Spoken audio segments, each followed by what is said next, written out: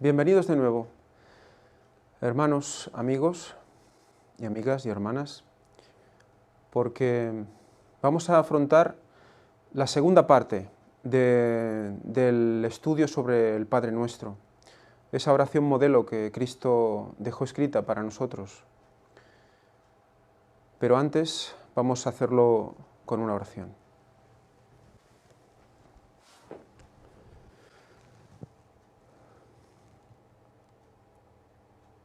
Padre nuestro que estás en los cielos, santificado sea tu nombre.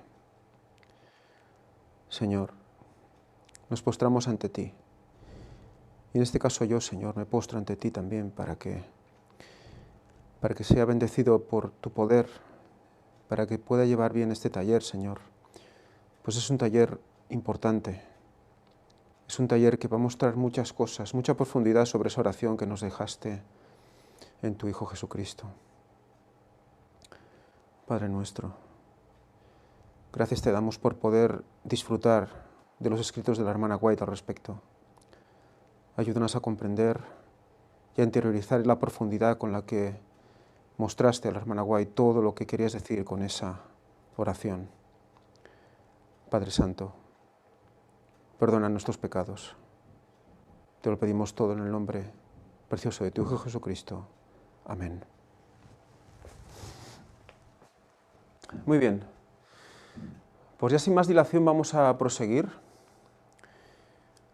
Hoy no haremos lectura bíblica, ya la hicimos el otro día, es referente al Padre Nuestro, y la vamos a ir recordando durante toda la lección o el taller de hoy. Sí que vamos a recordar, por supuesto, las citas especiales que vamos arrastrando durante todo el taller, durante todo el ciclo de talleres, en las que recordamos que hay que orar, orad en todo tiempo, dice la palabra de Dios, es decir, estad siempre en el espíritu de oración, y entonces estaréis listos para la venida de vuestro Señor. Orad en todo tiempo, recordemos, siempre recordamos esa palabra, ese concepto de estar siempre en conexión con el Señor. Orar en nombre de Jesús es más que una mera mención de su nombre al principio y al fin de la oración. Es orar con la mente y el espíritu de Jesús. Con la mente y el espíritu de Jesús, creyendo en sus promesas, confiando en su gloria y haciendo sus obras. Y ya vamos a seguir sin más. Vamos a seguir con el capítulo 30, llamado el Padre Nuestro, y que está sacado de, quiero recordar, Discurso Maestro de Jesucristo. O sea, ahí también lo podéis encontrar íntegro este capítulo. Vamos a proseguir. Dice así: el pan nuestro de cada día, dánoslo hoy. Recordemos que ahí hicimos las 4 primeras frases del Padre Nuestro, las analizamos la semana anterior. Y mirad que nos dice aquí, dice, la primera mitad de la oración que Jesús nos enseñó tiene que ver con el nombre, el reino y la voluntad de Dios. Que sea honrado su nombre, establecido su reino y hecha su voluntad. Y así, cuando hayamos hecho el servicio de Dios, del servicio de Dios nuestro primer interés, o sea, cuando hayamos hecho del servicio de Dios nuestro primer interés, por eso las primeras 4 frases, la primera mitad de la oración, está dirigida a nuestra relación con el Señor. ¿Nos recuerda esto también? ¿Nos recuerda también los mandamientos, que hay una primera parte, los primeros 4 mandamientos que son dirigidos a nuestra relación con el Señor? Y el resto, los 6 que restan en la relación con el prójimo. Pues esto va a tener una misma estructura, una estructura muy similar. Y ahora la estamos viendo. Cuando hayamos hecho del servicio de Dios nuestro primer interés, por eso la primera parte es relación con el Señor, podremos pedir de nuestras propias necesidades, que nuestras propias necesidades sean suplidas y tener la confianza de que lo serán. Si hemos renunciado al yo y nos hemos entregado a Cristo, somos miembros de la familia de Dios. Y todo cuanto hay en la casa del Padre es nuestro. ¿Cómo? todo lo que hay, todo cuanto hay en la casa del Padre es nuestro. Vamos a seguir estudiando este concepto, porque es un concepto que a mí me dejó realmente plasmado, que no tenemos conciencia de lo que realmente, por lo que Cristo murió por nosotros, lo que realmente nos dio con ese sacrificio sustitutorio. Fijaros, y todo cuanto hay en la casa del Padre es nuestro. Se nos ofrecen todos los tesoros de Dios, tanto en el mundo actual, como en el venidero. Todos los tesoros de Dios, tanto en el mundo actual como en el venidero. ¿Somos ricos o somos pobres? El ministerio de los ángeles, el don del Espíritu, las labores de los siervos, todas estas cosas son para nosotros. El mundo, con cuanto contiene, es nuestro, en la medida en que pueda beneficiarnos. El mundo, con cuanto contiene, es nuestro, en la medida en que pueda beneficiarnos. El mundo, las cosas buenas del mundo, son nuestras. Prosigamos. Aún la enemistad de los malos resultará una bendición. También eso es nuestro, pero para bien. Porque nos disciplinará para entrar en los cielos. Si somos de Cristo, todo es nuestro. Y podemos pensar, ¡guau! Pero eso, ¿dónde lo dice? ¿Dónde lo dice? Padre nuestro. Cuando decimos Padre nuestro, ¿qué somos? Coherederos con Cristo, ¿verdad? Por lo tanto, heredaremos el reino con Cristo. Todo es nuestro. Pero es que ahora también todo es nuestro. Vamos a seguir. Por ahora somos como hijos que aún no disfrutan de su herencia. Dios no nos confía nuestro precioso legado, no sea que Satanás nos engañe con sus artificios astutos, como engañó a la primera pareja en el Edén. Cristo lo guarda seguro para nosotros, fuera del alcance del despojador. O sea, lo tengo todo aquí, para vosotros, en mí. Lo tengo todo. Pero, si os lo doy todo, lo vais a desperdiciar. Como lo hicieron la pareja original. Si os lo doy todo, pecadores, hombres de pecado, ¿qué vais a hacer? Lo vais a desperdiciar, no lo vais a valorar. Entonces, ¿qué hace? Lo guarda seguro y ¿qué hace? Dice, como hijos, recibimos día tras día lo que necesitamos para el presente. O sea, que lo va dosificando, ¿verdad? Conforme va viendo que podemos recibirlo, que estamos preparados para recibirlo, lo va dosificando, como cuentagotas. Por nuestro bien. Porque si no lo desperdiciaríamos y entonces sí que lo perderíamos todo, incluso la vida eterna. Desgraciaríamos el regalo. ¿Pero qué hace? Nos prepara, nos va preparando, nos va adecuando, nos va podando, ya veremos ese concepto también. ¿Para qué? Para estar capacitados para recibirle, ¿no? Eso es la oración, ¿verdad? Para recibir esa gotita de su todo. Como hijos recibiremos día tras día lo que necesitamos para el presente. Diariamente debemos pedir, el pan nuestro de cada día, dánoslo hoy. Ahí entendemos ese concepto. Fijaros, qué amplio es el pan nuestro de cada día, dánoslo hoy. Y realmente no es solo la comida, es todo. ¿Qué era Jesús? El pan de vida eterna. Por lo tanto, todo lo que influye en nosotros para vida eterna es nuestro, es para nosotros. ¡Qué impresionante! Pero no lo aprovechamos. Esa es la pena. Seguimos. Dice, no nos desalentemos si no tenemos bastante para mañana. Su promesa es segura. Vivirás en la tierra y en verdad serás alimentado. Dice David, joven fui y he envejecido y no he visto justo desamparado, ni su descendencia que mendigue pan. No hay justo que mendigue pan. Por lo tanto, seremos proveídos. Todo es nuestro. Nos lo va a ir dando, dosificando. No tengamos miedo de que ese día se corte. No, va a haber. Hay que verlo. Porque vemos que hasta ¿qué? Hasta los malos momentos, dice, ¿no? Son para disciplinar. Hasta esos malos momentos son una bendición. Lo vamos a ver más adelante, con una frase espectacular. Hoy va a ser un poco largo el tema, pero es que no tiene desperdicio.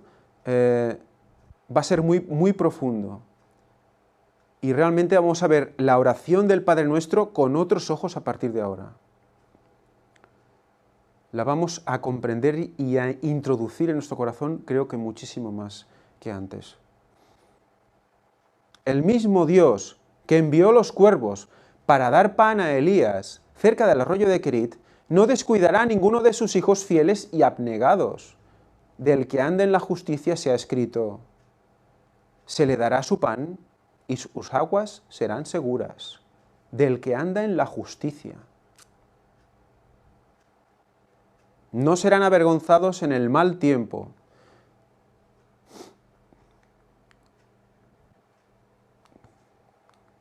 En el mal tiempo. Y en los días de hambre serán saciados. El que no escatimó ni a su propio Hijo, sino que lo entregó por todos nosotros, ¿cómo no nos dará también también con él todas las cosas? Fijaros, Isaías 33, 16. ¿Qué dice? El que no escatimó ni a su propio Hijo, sino que lo entregó por todos nosotros, ¿cómo nos dará también con él todas las cosas? Por lo tanto, ¿está o no está en la palabra de Dios? ¿No nos dará con él todas las cosas? Impresionante. Quería leer 1 Corintios 3. Lo que pasa es que se me ha pasado porque era en relación con la primera frase de todas. Si somos de Cristo, todo es nuestro. 1 Corintios 3, que dice así, el 23 y luego el 21.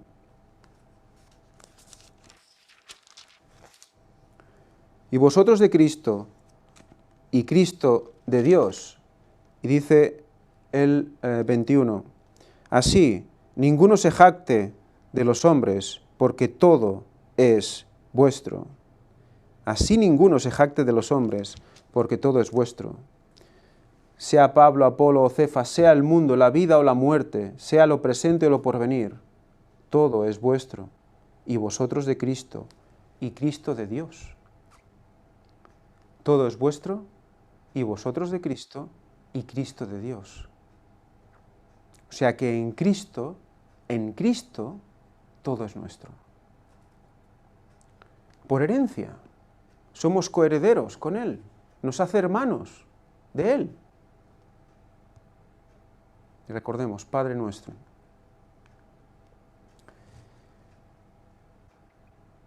El que alivió los cuidados y ansiedades de su madre viuda y la ayudó a sostener la familia en Nazaret, simpatiza con toda madre en la lucha para proveer alimento a sus hijos. Quien se compadeció de las multitudes porque estaban desamparadas y dispersas, sigue teniendo compasión de los pobres que sufren. Les extiende la mano para bendecirlos, y en la misma plegaria que dio a sus discípulos, nos enseña a acordarnos de los pobres.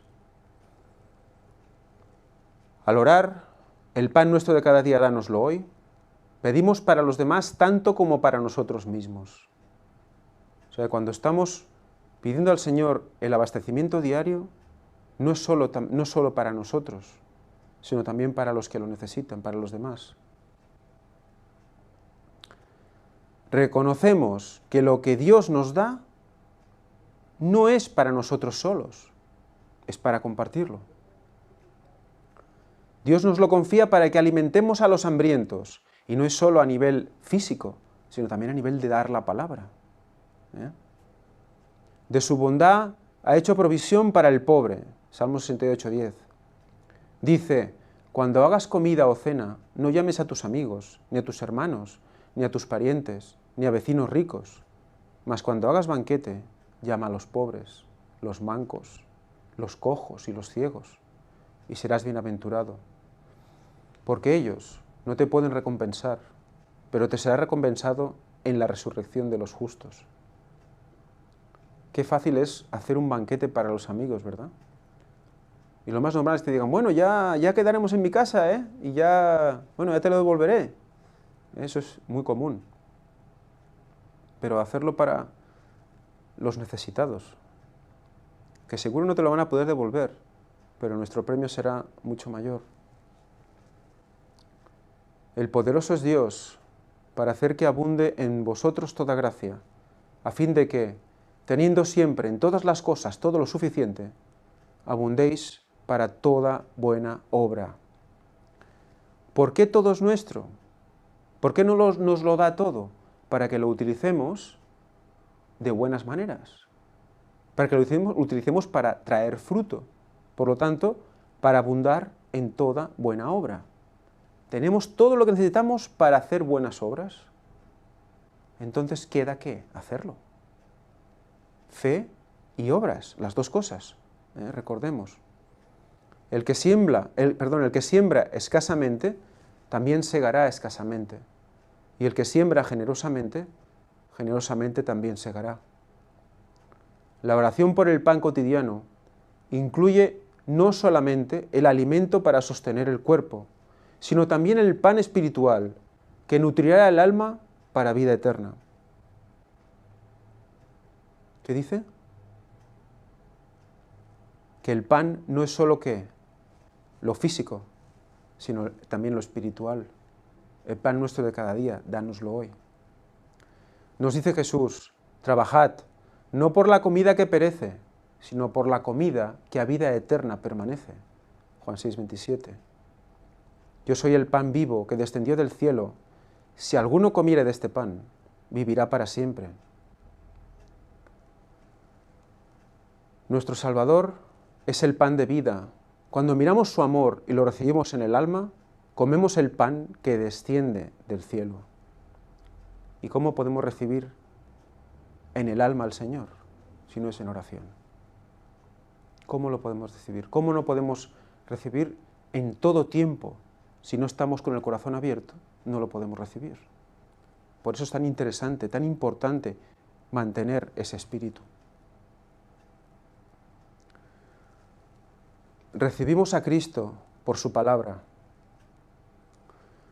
y se nos da el Espíritu Santo para abrir la palabra de Dios a nuestro entendimiento y hacer penetrar sus verdades en nuestro corazón. Hemos de orar día tras día para que mientras leemos su palabra, Dios nos envíe su Espíritu con el fin de revelarnos la verdad que fortalecerá nuestras almas para las necesidades del día. O sea que vemos qué es lo que nos va a nutrir ese Espíritu. Las revelaciones de la verdad. Lo que Dios nos va a ir revelando día a día. Eso nos va a mantener, ¿qué? Activos, activados, con los ojos bien abiertos y preparados.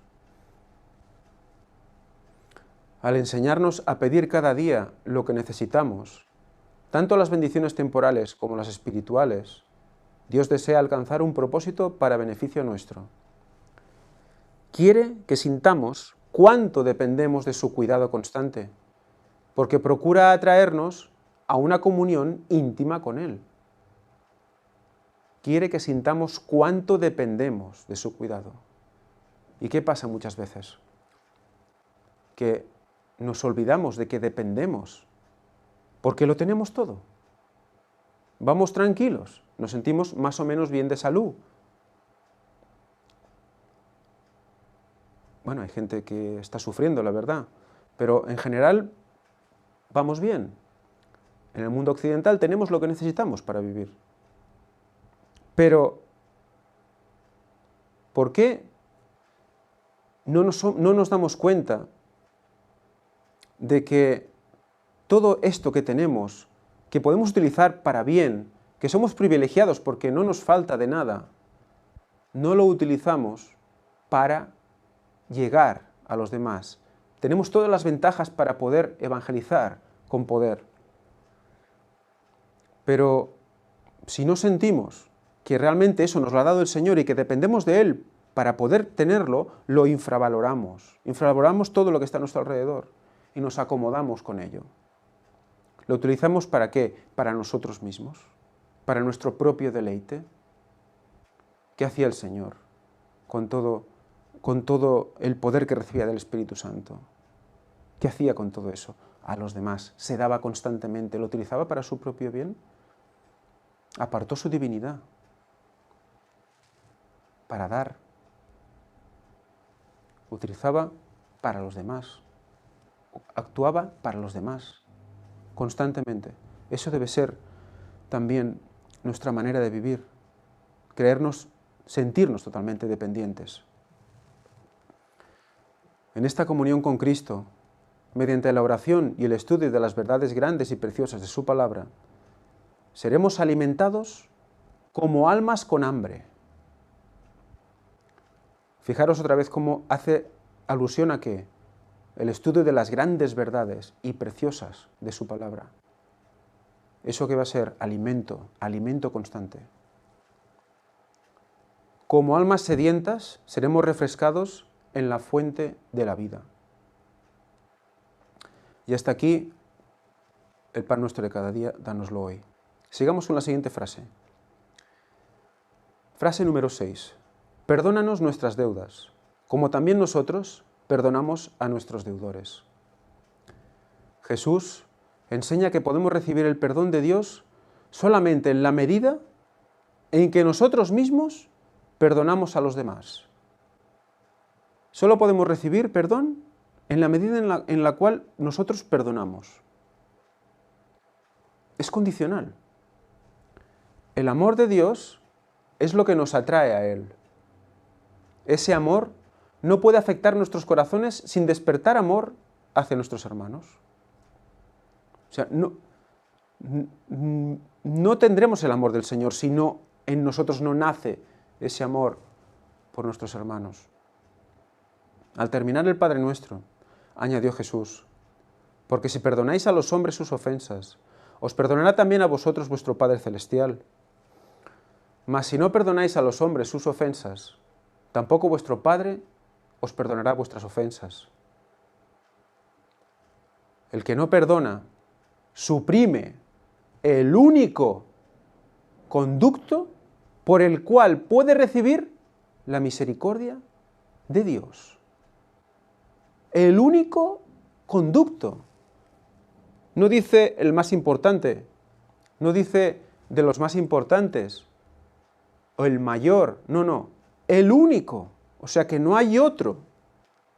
No hay otro conducto para recibir la misericordia de Dios que el perdón.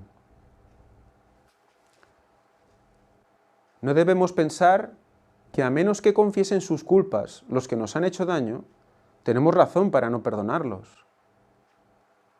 Es curioso, ¿verdad? ¿Cuál es la primera reacción que tiene un ser humano? A mí si no me pide perdón, yo no le perdono.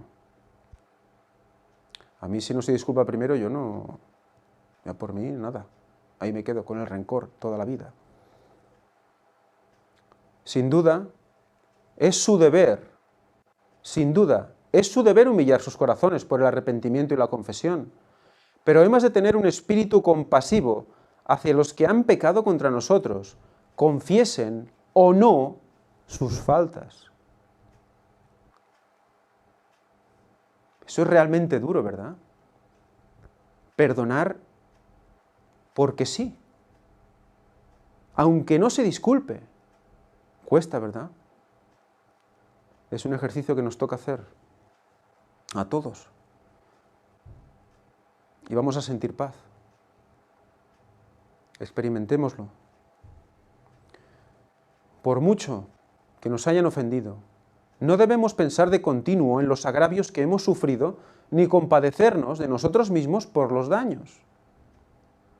Ostras, es que, porque me ha hecho esto, mira, pero pues, se podría disculpar porque yo estoy aquí sufriendo. Así como esperamos que Dios nos perdone nuestras ofensas, debemos perdonar a todos los que nos han hecho mal. A todos, se disculpen o no se disculpen, se muestren arrepentidos o no se muestren arrepentidos. Es indiferente. Pero el perdón tiene un significado más abarcante del que muchos suponen. Cuando Dios promete que será amplio en perdonar, añade, como si el alcance de esa promesa fuera más de lo que pudiéramos entender, porque mis pensamientos no son vuestros pensamientos, ni vuestros caminos, mis caminos, dijo Jehová. Como son más altos los cielos que la tierra, así son mis caminos más altos que vuestros caminos. Y mis pensamientos más que vuestros pensamientos. El perdón de Dios no es solamente un acto judicial por el cual nos libra de la condenación. No es decir, bueno, te perdono o ya está. No es solo el perdón por el pecado, es también una redención del pecado. Es una redención del pecado. ¿Qué era la redención? ¿Qué era la redención? Que es el redentor del mundo, Cristo, ¿verdad? Ese nos compra por un precio. Es la eliminación del pecado por su sacrificio. La eliminación de los efectos. Él venció al pecado en la cruz. Por lo tanto, ¿por qué no confiamos más en ese sacrificio? Es la efusión del amor redentor que transforma el corazón. O sea que hay un poder en ese perdón. David tenía el verdadero concepto del perdón cuando oró: crea en mí, oh Dios, un corazón limpio y renueva un espíritu recto dentro de mí. Fijaros, ese es el concepto correcto y verdadero del perdón. O sea, al perdonar, recibimos el perdón de Dios. Y ese perdón implica redención del pecado. Quiere decir que un corazón limpio renueva un espíritu recto dentro de mí. O sea, limpiar nuestro interior. Eso es perdonar. Es más profundo de lo que nos podíamos imaginar. También dijo, cuanto está lejos el oriente del occidente, hizo alejar de nosotros nuestras rebeliones. Cuando Dios nos perdona, ¿dónde quedan los pecados? Lejos, ¿verdad? Totalmente apartados de nosotros. Son eliminados. Hay una limpieza de ese pecado en nosotros cuando pedimos perdón, cuando oramos para que Dios nos perdone. Dios se dio a sí mismo en Cristo por nuestros pecados. Sufrió la muerte cruel de la cruz. Llevó por nosotros el peso del pecado, el justo por los injustos, para revelarnos su amor y atraernos hacia Él. Antes dice, sed benignos unos con otros, misericordiosos, perdonándoos unos a otros, como Dios también os perdonó a vosotros, en Cristo. ¿Nos perdona por nuestra cara bonita? ¿Nos perdona por qué? Porque Cristo tuvo que cumplir la ley en sí mismo. La paga del pecado, ¿qué es? La muerte. Y entonces tenemos acceso al perdón del Señor.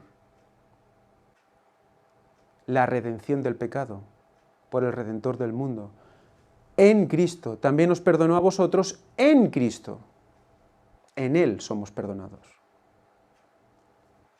Porque al aceptar su sacrificio, Dios lo ve a Él y no nos ve a nosotros. Por lo tanto, somos perdonados. Dejad que more en vosotros Cristo, la vida divina, y que por medio de vosotros revele el amor nacido en el cielo, el cual inspirará esperanza a los desesperados y traerá la paz de los cielos al corazón afligido por el pecado.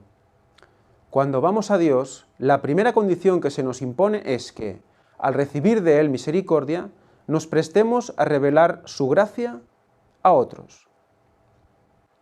Ese debe ser nuestro cometido. De hecho, debe ser el fruto. Vamos a ver más sobre eso. Un requisito esencial para recibir e impartir el amor perdonador de Dios es conocer ese amor que nos profesa y creer en Él. Satanás obra mediante todo engaño a su alcance para que no discernamos ese amor, para que no lo veamos.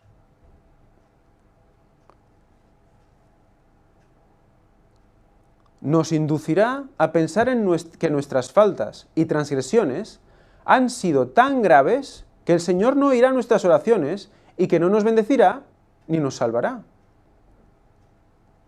¿Qué hace Satanás? Nos esconde del perdón del Señor. Nos quita de la mente que el Señor nos perdona. Nos perdona todo pecado. Entonces, ¿qué va a intentar? Mediante todo engaño posible, toda hipnosis posible, toda distracción posible, separar nuestra mente del perdón, tanto del que podemos nosotros dar a los demás, como el que vamos a demandar al Señor. Nos podemos ver en nosotros mismos, no podemos ver en nosotros mismos sino flaqueza, ni cosa alguna que nos recomiende a Dios. Nos vemos desastre.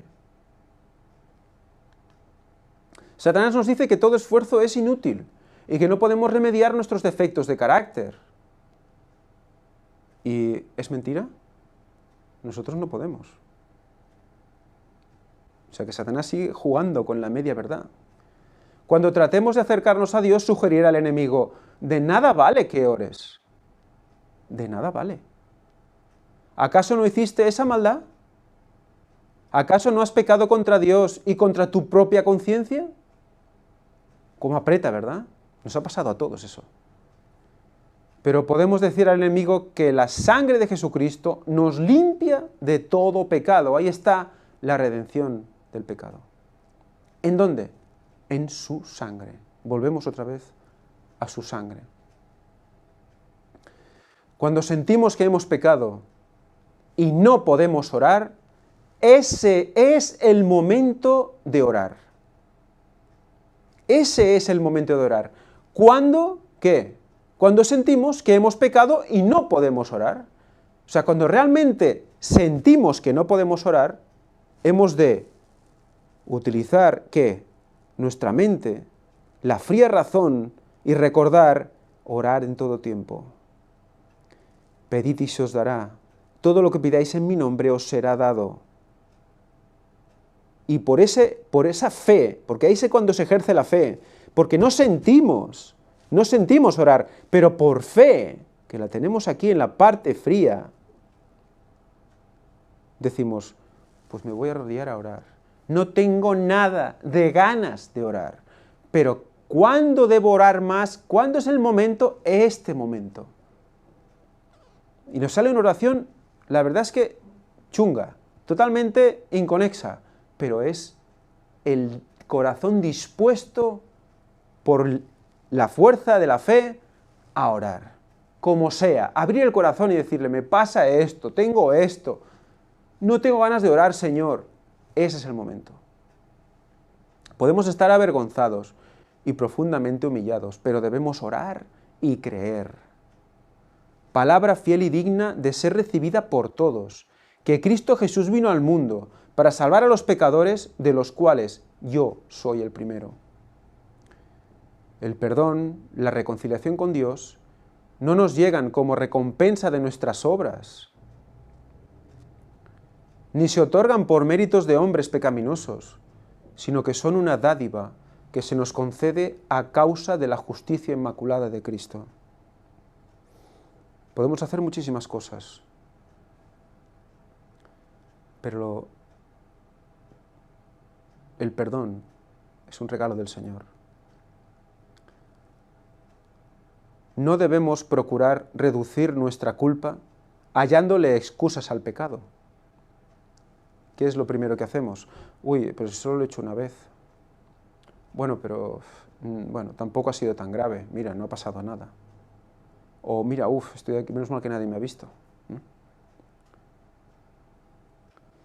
Debemos aceptar el concepto que Dios tiene del pecado. Hay algo muy grave en su estimación. ¿Qué pasa? Que acariciamos el pecado y no nos damos cuenta de que es realmente pecado. O no nos damos cuenta de que todo pecado es pecado. Hay más pecado, un pecado más grave y menos grave, cierto. Pero todo es un pecado. Atravesas una línea, a partir de esa línea es perdición, es pecado. Pero ¿qué pasa? Acariciamos ciertos pecados, por pequeños que sean. Eso da pie a otro más grande.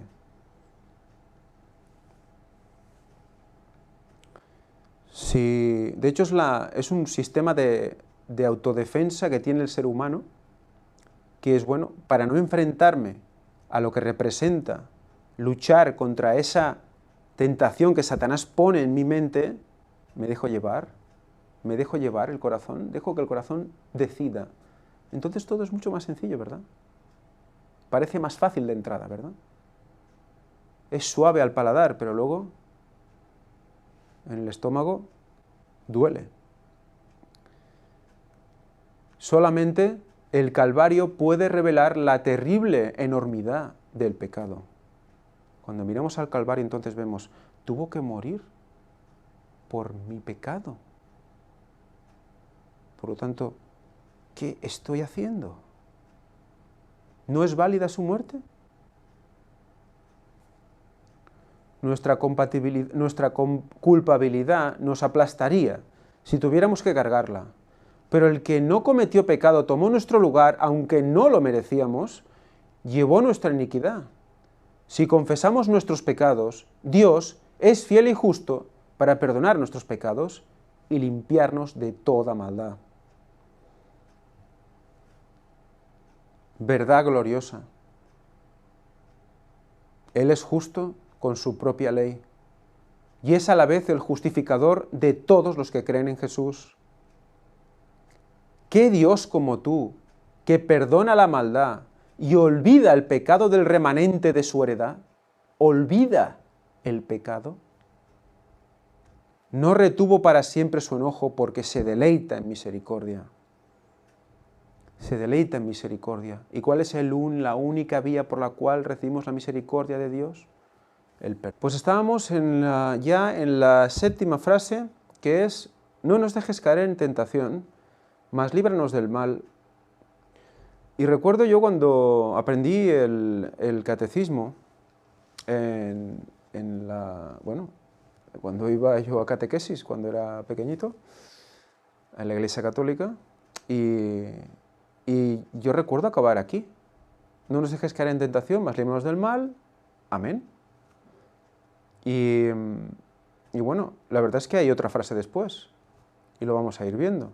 Pero es muy curioso. Y cuando yo lo recordaba porque me lo aprendí de memoria, y es eso, líbranos del mal, amén. Y cuando me fijé en la frase que realmente no decíamos, pues digo, vaya, pues es realmente importante. Ahora lo vamos a ir viendo. Dice, no os dejes caer en tentación, mas líbranos del mal. La tentación es incitación al pecado, cosa que no procede de Dios, sino de Satanás.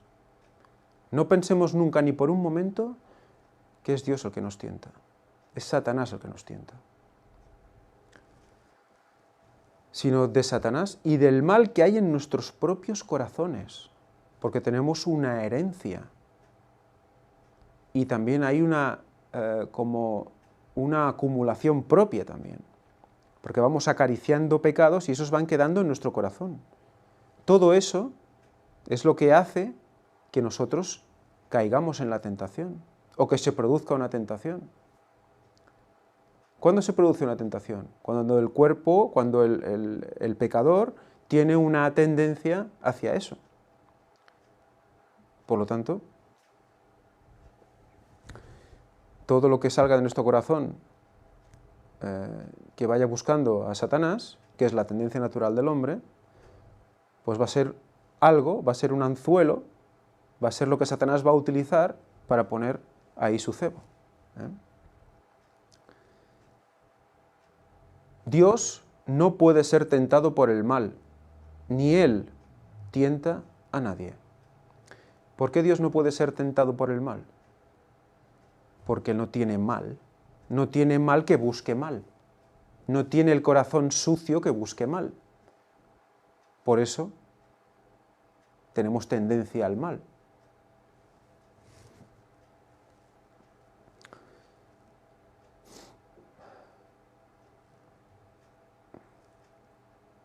¿Y qué pasa con Jesús? Con Jesús también, ¿no? Jesús era semejante a nosotros, pero ¿qué? Sin pecado, ¿verdad? ¿Cuál era la gran tentación de Jesús? Utilizar el poder divino.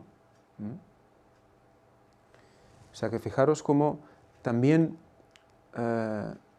encarnándose sufre como hombre, pero tiene la tentación de utilizar el poder para sí mismo y no lo hace. Esa tentación nunca nosotros la vamos a tener.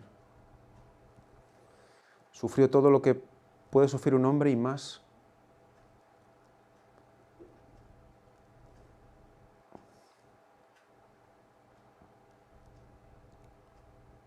Siguiente. Satanás trata de arrastrarnos a la tentación para que el mal de nuestros caracteres pueda revelarse ante los hombres y los ángeles, y él pueda reclamarnos como suyos. En la profecía simbólica de Zacarías se ve a Satanás de pie a la diestra del ángel del Señor, acusando a Josué, el sumo sacerdote, que aparece vestido con ropas sucias y resistiendo la obra que el ángel desea hacer por él. Así se representa la actitud de Satanás hacia cada alma de Cristo que Cristo trata de atraer. El enemigo nos induce a pecar y luego nos acusa ante el universo celestial como indignos del amor de Dios. Pero dijo Jehová a Satanás: Jehová te reprenda, oh Satanás, Jehová que ha escogido a Jerusalén, te reprenda. ¿No es este un tizón arrebatado del incendio? Y a Josué dijo: mira que he quitado de ti tu pecado y te he hecho vestir de ropas de gala. En su gran amor, Dios procura desarrollar en nosotros las gracias preciosas de su Espíritu. Atentos a esto. Dios procura desarrollar en nosotros las gracias preciosas de su Espíritu. ¿Y cómo lo hace? Permite, no tienta, permite que hallemos obstáculos, persecución y opresiones, pero no como una maldición, sino como a la bendición más grande de nuestra vida. Entonces aquí nos toca parar un momento. Vamos a reflexionar un poco sobre esto. La bendición más grande de nuestra vida. ¿Cuál es la tendencia natural del hombre? Cuando nos pasa algo, ¿qué es? Maldecir, enfadarnos. ¿Por qué yo? ¿Por qué a mí? ¿Qué he hecho yo para merecer esto? En cambio, para un cristiano hemos visto, ¿no? Para un cristiano, ¿qué sucede? Todo que sucede para bien, ¿verdad? Pues como cristianos no podemos caer en esa tentación, que es maldecir, caer bajo, decir malas palabras. ¿Por qué? Porque resulta que eso que nos está pasando puede ser que, o es que, la bendición más grande de nuestra vida. Lo hemos visto al principio, ¿verdad? Cómo Dios también las cosas malas las lleva para bien. ¿Cómo? Permite que nos pasen cosas, permite que haya obstáculos y persecución, porque cuando superamos esa prueba, que es que ya en sí misma, la bendición más grande de nuestra vida, ¿qué hace Él? dosifica, como hemos dicho antes, ¿verdad? Dosifica y nos da un poquito de su todo, de su mundo, que ya es nuestro, por coherencia con Jesús, pero no lo podemos recibir aún todo, nos lo va dando a gotitas, dosificando. O sea que muchas veces no somos capaces de identificar la bendición. Decimos, yo estoy llorando y solo me pasan cosas malas, solo sufro. Pero quizás no estamos viendo más allá. No estamos viendo que gracias a que Dios permitió esa cosa que nos ha pasado, algo de nuestro carácter ha surgido, algo de nuestro carácter hemos conocido y hemos identificado que no queremos tener con nosotros. Y hemos aprendido algo nuevo, algo sobre nosotros que debemos recordar toda la vida. Y eso es una bendición, la bendición de nuestra vida. Hasta ese momento, claro. O sea que fijaros cómo el concepto de bendición coge un ámbito realmente amplio. Hay veces que no sabemos por qué da gracias, ¿no? Pues gracias por esa prueba, gracias por lo que estoy pasando, porque es la bendición de mi vida. Claro, siempre y cuando vayamos en consonancia con el Señor.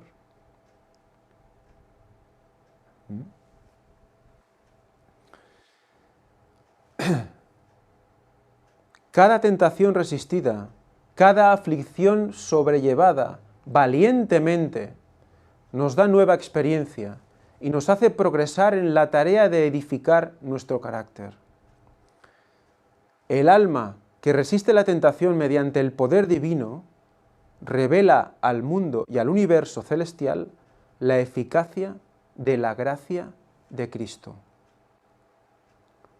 Aunque la prueba no debe desalentarnos, por amarga que sea, hemos de orar que Dios no permita que seamos puestos en situación de ser seducidos por los deseos de nuestros propios corazones malos. O sea, no debemos pedirle pruebas al Señor. Evidentemente pedimos que no nos deje caer en la tentación, que no seamos puestos en tentación. Al elevar la oración que nos enseñó Cristo, nos entregamos a la dirección de Dios y le pedimos que nos guíe por sendas seguras.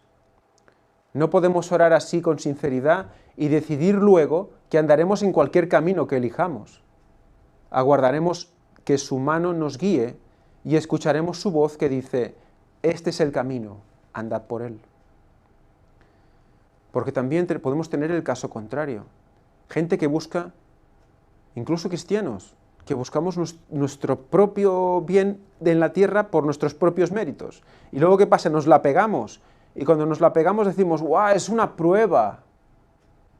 Pero no será una prueba en ese caso es una leche que te has dado por no ir en los caminos del Señor. Y vamos diciendo, qué prueba estoy pasando, qué prueba. Y es donde nos hemos metido por nosotros mismos. Siempre estamos a tiempo de volver. Dios nos llama constantemente. Llegará un punto en que no podremos volver. Llegará un punto en el cual se acabará el tiempo de gracia. Por lo tanto, hasta entonces podemos seguir pidiéndole al Señor, quiero volver a tu camino. Pero debemos darnos prisa. Es peligroso detenerse para contemplar las ventajas de ceder a las sugestiones de Satanás. ¿Qué es eso? Es decir, mira, te ofrezco un trabajo para el sábado. Y claro, dices, no, ya no te lo planteas, pero si te lo planteas, ¿qué haces?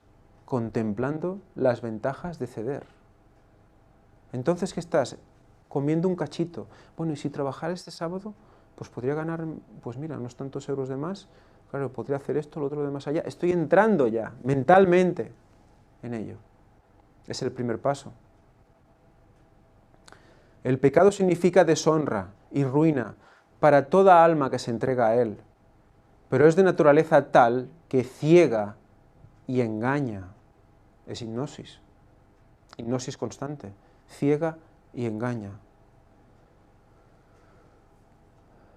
y nos tentará con presentaciones lisonjeras. ¿Qué es lisonja? Lisonja es tibieza. Es no decir las cosas como son, es decirlas con suavidad engañosa. Si nos aventuramos en el terreno de Satanás, no hay seguridad de que seremos protegidos contra su poder.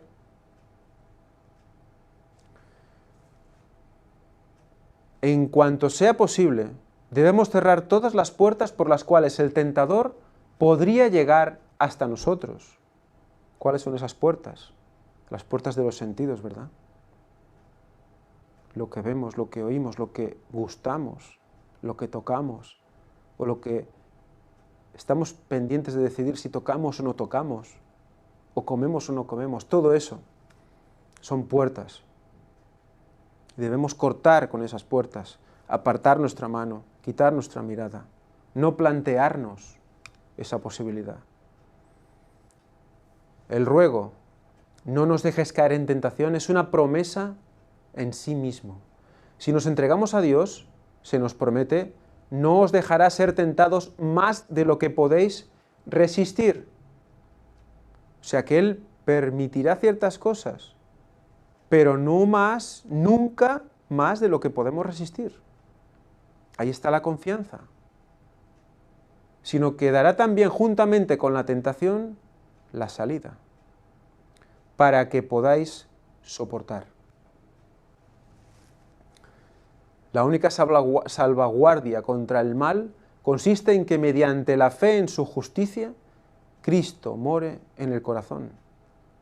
Fe en su justicia. La justicia otra vez sale al trapo.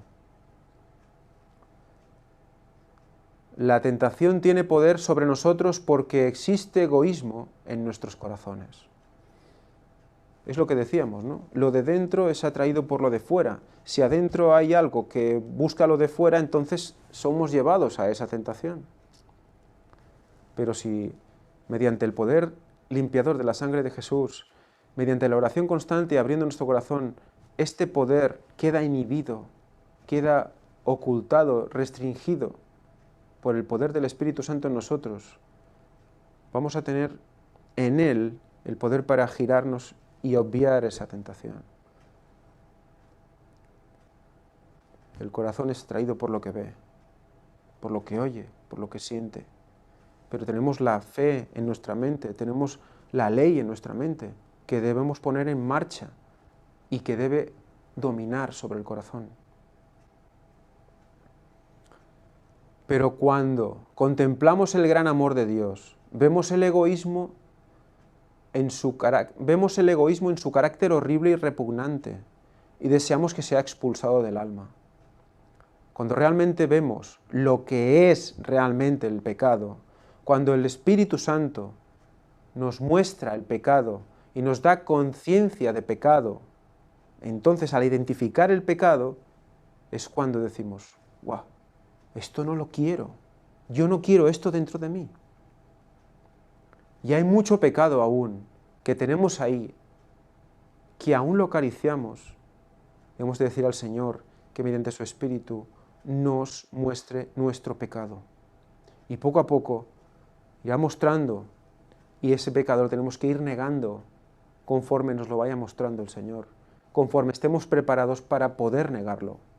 Porque el Señor lo que hace es hacernos fuertes en nuestra debilidad, para que poco a poco podamos ir aceptando más cosas duras sobre nosotros mismos, cosas que aún no estamos preparados para soportar sobre nosotros mismos, que están ahí, pesando. Pero nos dejamos llevar por el Señor y lo vamos a conseguir en Él. A medida que el Espíritu Santo glorifique a Cristo, nuestro corazón se ablanda y se somete. La tentación pierde su poder y la gracia de Cristo transforma el carácter. ¿Las obras transforman el carácter? La gracia transforma el carácter. ¿Qué es la gracia? El regalo, la dádiva, el poder de Dios, un regalo de Dios. Cristo no abandonará al alma por la cual murió. Ella puede dejarlo a él y ser vencida por la tentación, pero nunca puede apartarse Cristo de uno a quien compró con su vida. Si pudiera agudizarse nuestra visión espiritual, veríamos almas oprimidas y sobrecargadas de tristeza a punto de morir de desaliento. Muchas veces decimos, mira esas personas que están felices y no creen ni se plantean nada. Si viéramos más allá, si viéramos lo que Dios ve, veríamos que almas oprimidas, sobrecargadas de tristeza, pero engañadas por Satanás, pensando que están en la mejor situación posible, engañando sus sentidos, llenándose de cosas que no llenan, pero que mantienen a los sentidos, a esas puertas ocupadas. Si pudiera agudizarse nuestra visión, entonces, ¿qué pasaría? Veríamos ángeles volando rápidamente para socorrer a esos tentados, quienes se hallan como al borde de un precipicio. Los ángeles del cielo rechazan las huestes del mal que rodean a estas almas y las guían hasta que pisen un fundamento seguro. Las batallas entre los dos ejércitos son tan reales como las que sostienen los ejércitos del mundo, y del resultado del conflicto espiritual dependen los destinos eternos. O sea que aquí nos pone también el caso de que de un cristiano que se ve sobrecargado y que aprovechan en ese momento, los demonios aprovechan ese momento para meter más cizaña. Pero si pudiéramos ver la realidad, veríamos cómo los ángeles nos defienden de estas tentaciones, de estas sugestiones. Solo hasta donde podemos soportar, recordad. Cristo solo permite, Señor solo permite, hasta donde podamos soportar. Del resto se ocupa Él y los santos ángeles. A nosotros, como a Pedro, se nos dice, Satanás os ha pedido para zarandearos como a trigo, pero yo he rogado por ti que tu fe no falte. Gracias a Dios, no se nos deja solos. El que de tal manera amó al mundo, que ha dado a su Hijo unigénito, para que todo aquel que en él cree no se pierda, mas tenga vida eterna, no nos abandonará en la lucha contra el enemigo de Dios y de los hombres. He aquí, dice, os doy potestad de hollar serpientes y escorpiones, y sobre toda fuerza del enemigo, y nada os dañará. Vivamos en contacto con el Cristo vivo, y Él nos asirá firmemente con una mano que nos guardará para siempre.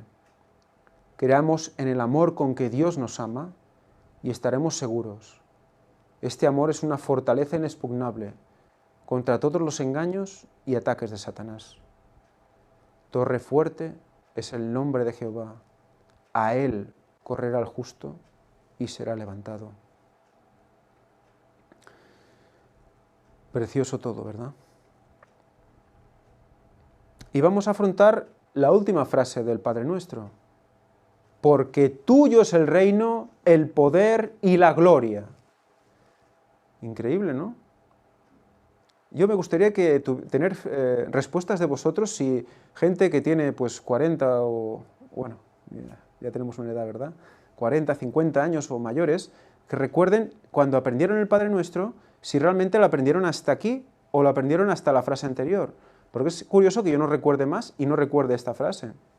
Porque obviar, porque tuyo es el reino, el poder y la gloria, ¿qué significa? ¿El Padre Nuestro es oración hasta no reconocer de quién es el reino? Creo que es muy interesante. La última frase del Padre Nuestro, así como la primera, por lo tanto es un quiasma, se señala a nuestro Padre como superior a todo poder y autoridad y a todo nombre que se mencione. El Salvador contemplaba los años que esperaban a los discípulos, no con el esplendor y la prosperidad y el honor mundanos con que habían soñado, sino en la oscuridad de las tempestades, del odio humano y de la ira satánica. En medio de la lucha y la ruina de la nación, los discípulos estarían acosados de peligros y a menudo el miedo oprimiría sus corazones. Habrían de ver a Jerusalén desolada, el templo arrasado, su culto suprimido para siempre, e Israel esparcido por todas las tierras como náufragos en una playa desierta.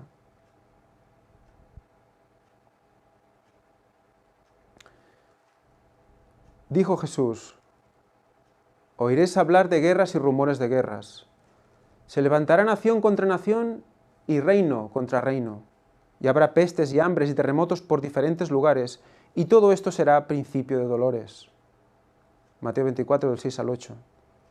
A pesar de ello, los discípulos de Cristo no debían pensar que su esperanza era vana, ni que Dios había abandonado al mundo. El poder y la gloria pertenecen a aquel cuyos grandes propósitos se irán cumpliendo sin impedimento hasta su consumación. Fijaros, el poder y la gloria pertenecen a aquel cuyos grandes propósitos se irán cumpliendo sin impedimento. O sea, nada va a hacer que esos sucesos se retrasen, se adelanten. No, se irán cumpliendo sin impedimento hasta su consumación. Por lo tanto, todos los esfuerzos, todas las negativas, todos los desalientos están descontados de esta, porque Él es Dios y sabe qué va a pasar. Por lo tanto, lo tiene descontado de la ecuación. Se irán cumpliendo sin impedimento hasta su consumación, hasta su venida, en el momento concreto de su venida. 2031. En aquella oración que expresaba sus necesidades diarias, la atención de los discípulos de Cristo fue dirigida por encima de todo el poder y el dominio del mal hacia el Señor su Dios, cuyo reino gobierna a todos, a quien es Padre y amigo eterno. Disculpad un momento.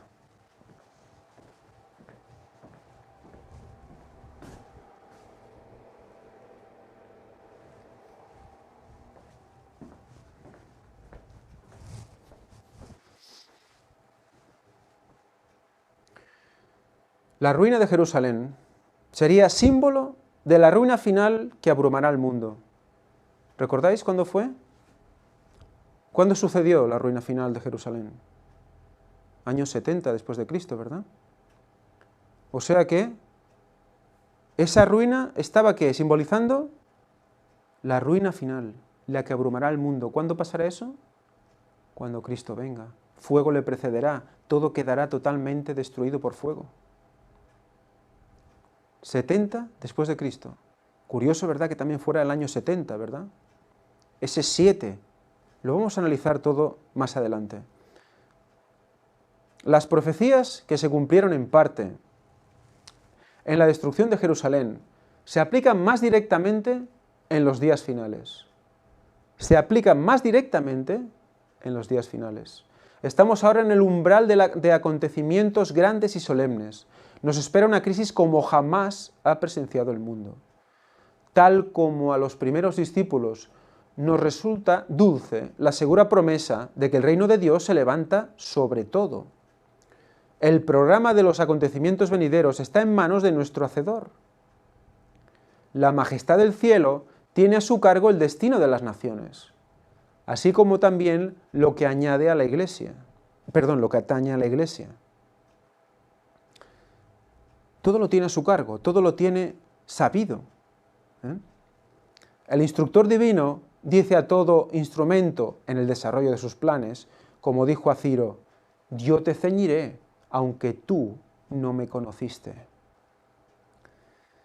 O sea que está al control de todo y de todos. En la visión del profeta Ezequiel se veía como una mano debajo de las alas de los querubines. Era para enseñar a los siervos que el poder divino es lo que les da éxito, esa mano que los sostiene.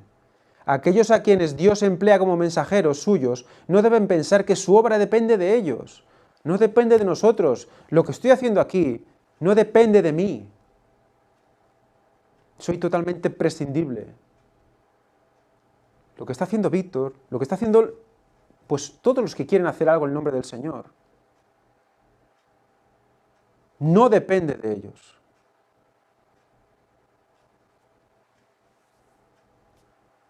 No se deja a los seres finitos la tarea de asumir esta carga de responsabilidad.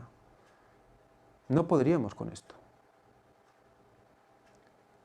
El que no duerme, sino que obra incesantemente por el cumplimiento de sus propósitos, hará progresar su causa, estorbará los planes de los impíos y confundirá los proyectos de quienes intenten perjudicar a su pueblo.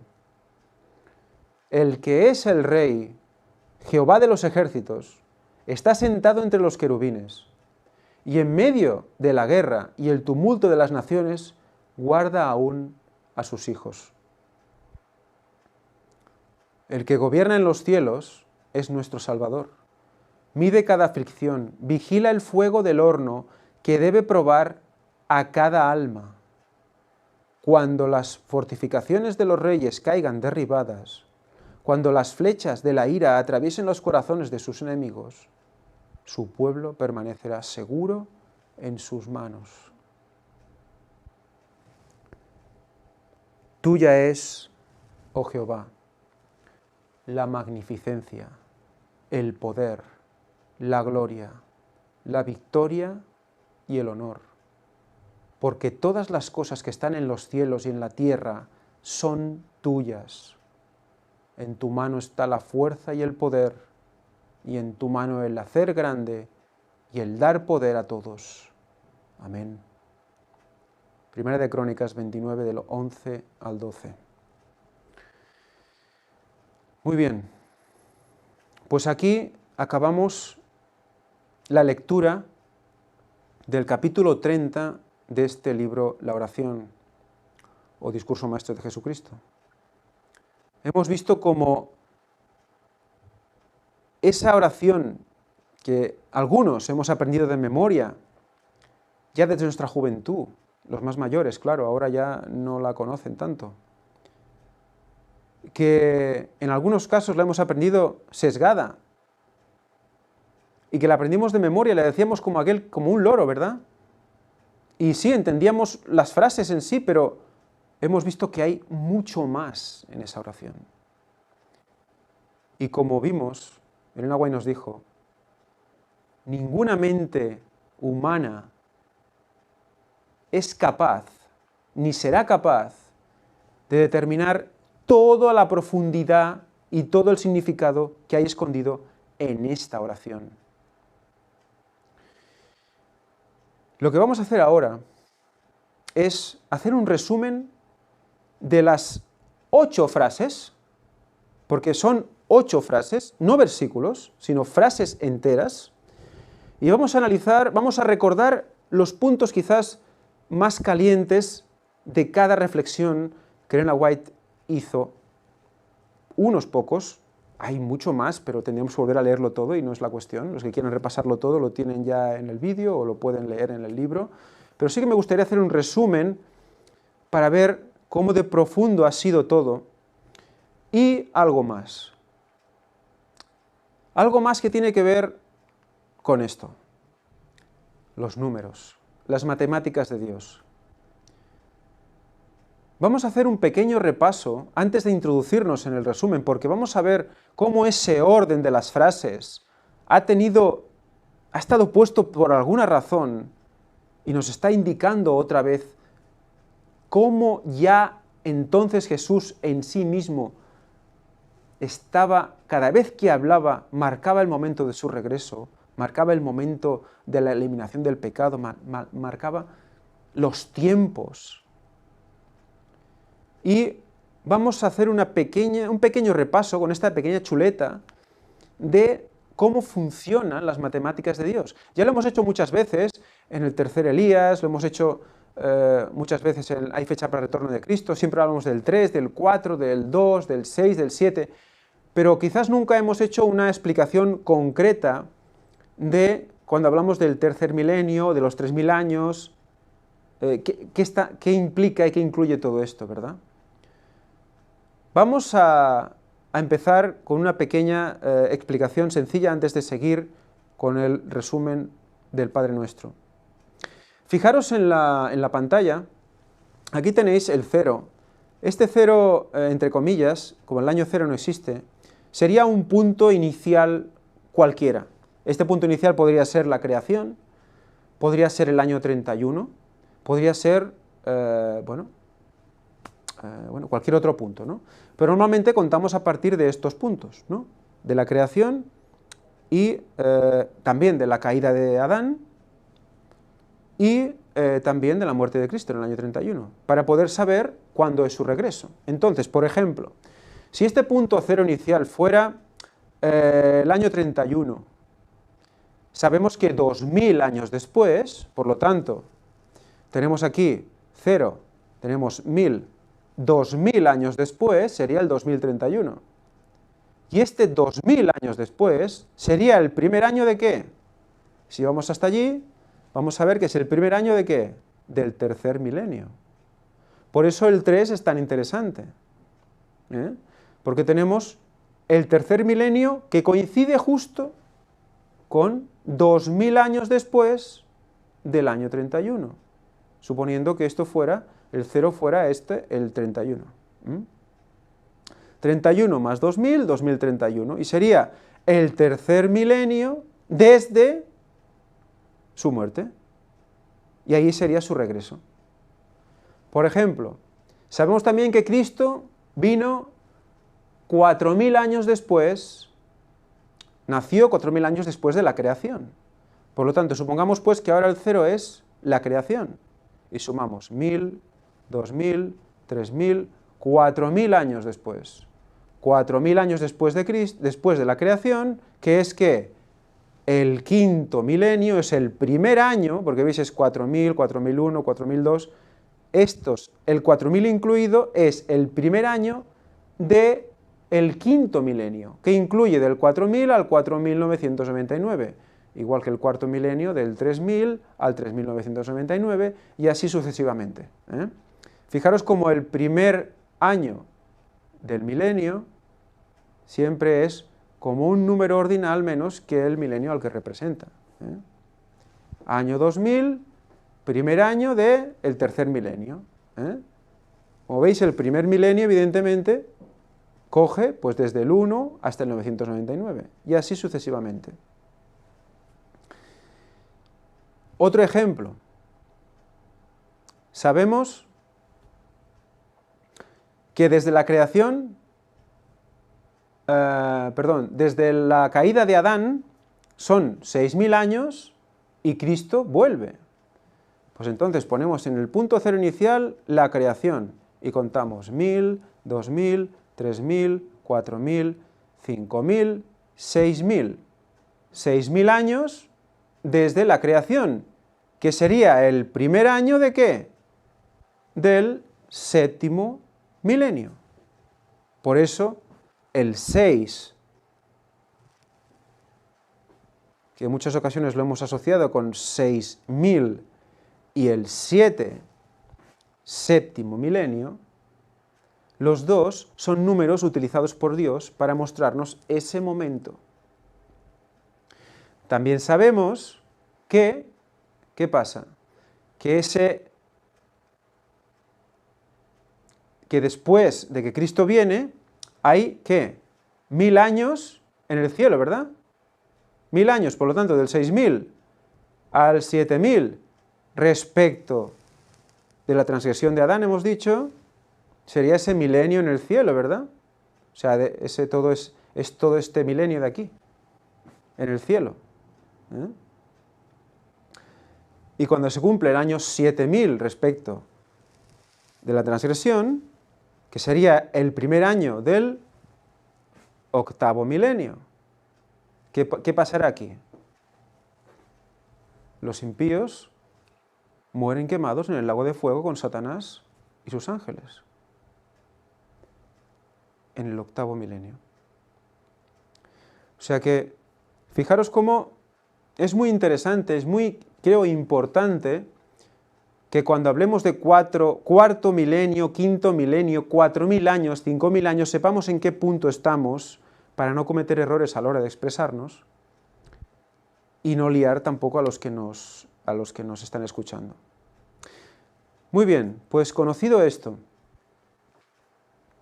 vamos a, bueno, otro ejemplo, por ejemplo, si ponemos como partida el año 31, sabemos que son 1000, 2000 años hasta su venida, y luego que son 1000 años más, juzgando, ¿verdad? Por lo tanto, 3000 años después del año 31, también será el punto en el cual tendremos que el juicio final también. Los impíos serán quemados. Esta vez respecto de ¿qué? Del año 31. O sea que todo este milenio, desde que viene, todo este milenio será en el cielo. Y cuando llegue el 3000 desde el año 31, por lo tanto el 3031, en ese momento tendremos el juicio final de los impíos. O sea que si ahora tenéis la oportunidad y le queréis hacer una foto o tener una captura de pantalla a esta chuleta, nos irá bien para comprender lo que vamos a ir viendo ahora mismo seguidamente. Primero y antes de nada, ¿cómo empezó todo en este capítulo? Vosotros pues oraréis así. Nuestro Salvador dio 2 veces el Padre Nuestro. La primera vez a la multitud, en el Sermón del Monte, y la segunda vez, algunos meses más tarde, a los discípulos solos. Es un concepto que no sabíamos, ¿verdad? Lo estuvimos hablando cuando lo expresamos, pero fijaros, 2 veces, primero a la multitud y después a los discípulos solos, como recordándoles, reafirmándolos, explicándoles a ellos. Fijaros lo interesante de todo esto. Cuando vino la primera vez el Señor, ¿a quién vino? Vino a morir por toda la humanidad, ¿verdad? Por todos. Y la segunda vez, cuando venga, ¿a quién vendrá a recoger? A los suyos, ¿verdad? Pues qué concepto más interesante, porque es como si nos estuviera diciendo, al decirlo 2 veces, y no es solo el Padre Nuestro, porque si os fijáis, durante toda su vida, cuando explicaba una parábola a la multitud, luego le explicaba el significado y se la volvía a explicar en privado a los discípulos. Es una simbología muy interesante, porque primero es explicada a todos y los que quieran saber preguntarán, ¿y esto qué significa y tal? Entonces querrán conocer más al Señor y esos, los que quieran recibir al Señor, son los que cuando en la segunda venida se lo llevarán. Bueno, irán con Él. O sea, es muy interesante ese concepto porque nos ayuda a entender muchísimo esa manera de actuar de Jesús, ¿verdad? Porque a veces yo me preguntaba, ¿y por qué no les explica a los demás también el significado de la parábola? Y solo se lo explica a sus discípulos. Fijaros lo interesante. El 2 lo podemos coger como 2000 años también, ¿verdad? Pero es que hay son 2 advenimientos, el primero y el segundo, que estamos hablando en este concepto que estamos explicando aquí. En realidad hay 3, porque luego viene el tercero cuando baja la Nueva Jerusalén, ¿no? Y ya se hace el juicio, hay la eliminación, se mueren quemados todos los impíos. Pero en estos momentos aquí, lo concreto de esto es ver la relación entre la primera y la segunda venida. Para todos, para los suyos. 2 advenimientos separados por 2000 años, que también es curioso, ¿no? Una vez a la multitud, que significaría, como hemos visto, ese primer advenimiento para toda la humanidad. Murió por toda la humanidad, en el año ¿qué? 31 de la era común. O sea, el 31 después de Cristo que nosotros conocemos hoy en día. Y digo de la era común porque tampoco es en realidad después de Cristo, porque Cristo tampoco fue cuando nació el año, bueno, ya me entendéis, es antes de lo que nos dicen. O sea, de la era común el año 31. Segunda vez a sus discípulos solos. Segundo advenimiento a buscar solo a su pueblo. 2000 años después, 2031, de la era común. O sea que ya vemos el marco en el cual la misma Elena White, ya creo que sin ser consciente de lo que estaba diciendo y escribiendo, guiada por el Espíritu Santo, nos recalca como primera vez a la multitud, segunda vez a los suyos. Entonces ya vemos que esta oración ya está dentro de un marco especial. Seguimos. Y empezamos con la primera frase. Frase, no versículo, ¿eh? Frase. Padre nuestro que estás en los cielos. Padre. ¿Eh? Padre nuestro. 1, número del Señor. Vamos a recordar lo que nos decía Elena de White al respecto. Un pequeño recuerdo. Cuando oréis, decid Padre nuestro. Jesús nos señala al llamar a su Padre nuestro Padre. No se avergüenza de llamarnos hermanos. Recordad, Padre nuestro, hermanos, coherederos con Cristo. Por eso debemos decir Padre nuestro y orar al Padre. Por eso murió Jesús, para hacernos coherederos con Él, semejantes a Él, hermanos con Él. Tan dispuesto y ansioso está el corazón del Salvador a recibirnos como miembros de la familia de Dios, que desde las primeras palabras que debemos emplear para acercarnos a Dios, Él expresa la seguridad de nuestra relación divina. Padre nuestro. Que estás en los cielos, aquel a quien Cristo pide que miremos como Padre nuestro, está en los cielos. Todo lo que quiso, ha hecho. En su custodia podemos descansar seguros diciendo, en el día que temo, yo en ti confío. ¿De acuerdo? Ese es el resumen en la profundidad de la primera fase. Padre nuestro, debemos orar al Padre. Por eso debemos orar al Padre. En el nombre de Jesús, pero orar al Padre. ¿Para qué? Porque si decimos Padre somos hijos y Él también es hijo. Por lo tanto, es impresionante cómo en su muerte nos pone a su nivel casi. Semejantes a Él, bueno, casi no, a su nivel, como hijos, como hermanos. Precioso. Bueno, cubiertos por Él, evidentemente, si no, no podríamos estar ahí. Segunda frase, santificado sea tu nombre. Recordemos, pero santificar el nombre del Señor significa mucho más que esto. Podemos manifestar, como los judíos contemporáneos de Cristo, la mayor reverencia externa hacia Dios y, no obstante, profanar su nombre continuamente. El nombre de Jehová, fijaros, esto no hice el énfasis necesario cuando lo estuvimos presentando.